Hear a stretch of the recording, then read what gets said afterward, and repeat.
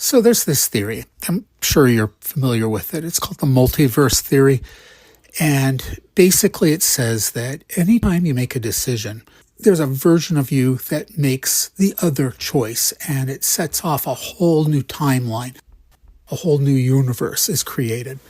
For instance, you're sitting in a diner and you're trying to decide whether to get extra bacon or a side of hollandaise. So you decide to go with the bacon, and it puts you in a better mood. You're more confident. You get to work. You impress your boss. She puts you in charge of a major presentation, which you just slay, and things go better and better. You keep rising through the ranks, and eventually you can afford that antique sports car that you've always wanted, which crashes and you die in a fiery wreck far too young.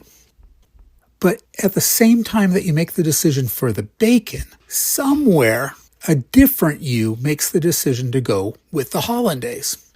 And in this version, you might hear the couple in the booth behind you, and the guy is being just a complete jerk and putting down his girlfriend. You just spontaneously take your hollandaise and you dump it over his head. He looks so silly that his girlfriend looks at him and realizes that she can do better, so she leaves him. She does do better, and she marries somebody really nice, and they have 3 kids. The oldest daughter grows up to be the first prime minister of an independent republic of Minnesota. Okay, so what does all this have to do with us? There is a phrase. I've always wanted to say it. It just kind of resonates with me. But my life has moved in a direction where it's never going to be really a realistic possibility for me to say this in a non-ironic way.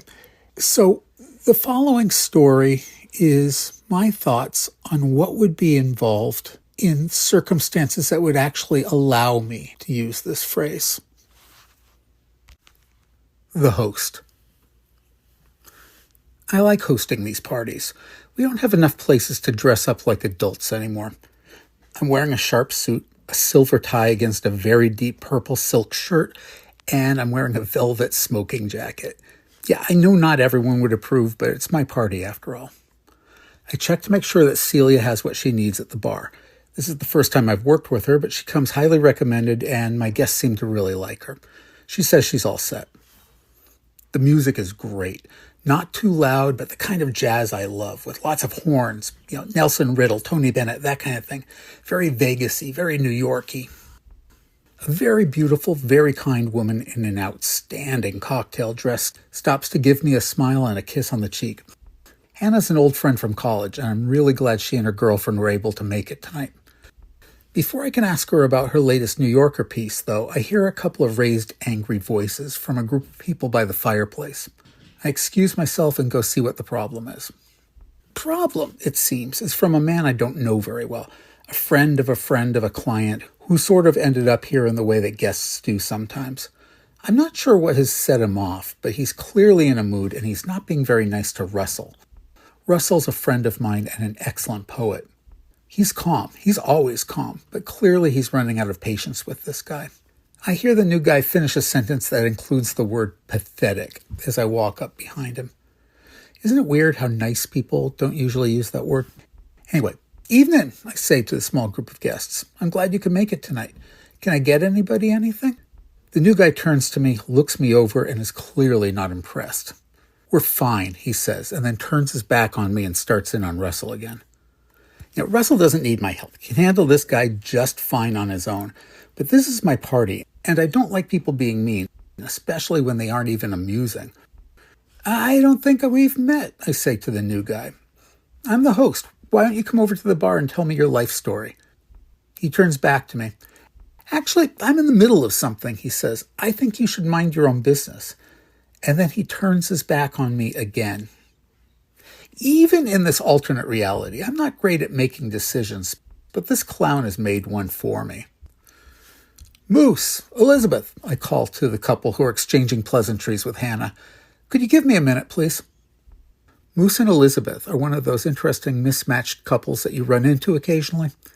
He's a huge, heavily tattooed Samoan, and she's a petite blonde woman with shockingly blue eyes. Interestingly enough, Moose is her nickname, and I don't know the story behind Elizabeth's. I met them at an art auction a year or two ago. They walk over to us calmly and efficiently, which is the way they do things. I gesture to new guy with my chin. Do me a favor, please. Show this cat to the door. Elizabeth lets his wife take care of it. He holds the door.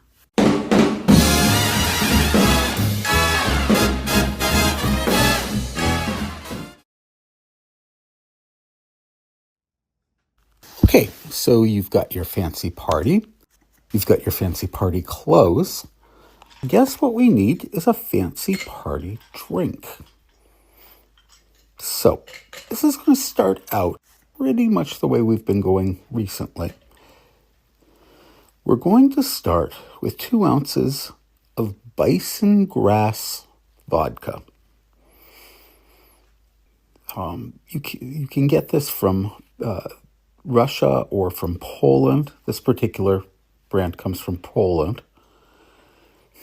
It's like regular vodka, but it tastes like it went to law school or something.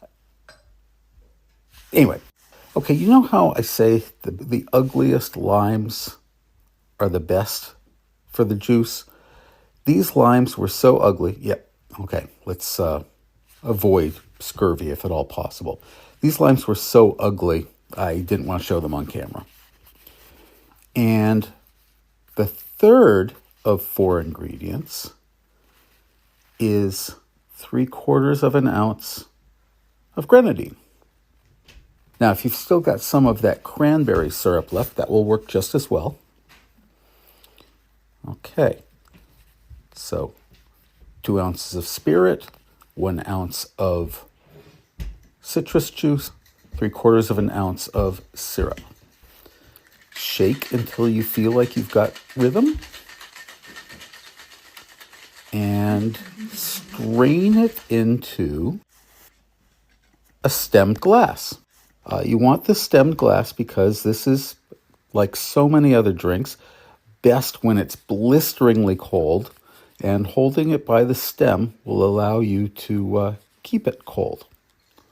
Okay, now the secret ingredient here, a little unexpected. 3 or 4 dashes of Tabasco sauce. Now, normally I would say, hey, whatever hot sauce you like, but the Tabasco sauce has an actual musky flavor that plays with the muskiness of the bison grass vodka. It's got a complex aroma. It's got a multi-stage flavor. And I think it's a winner. My grandfather at cocktail hour always used to say, I wonder what the poor people are doing tonight. I would share this with my Opa.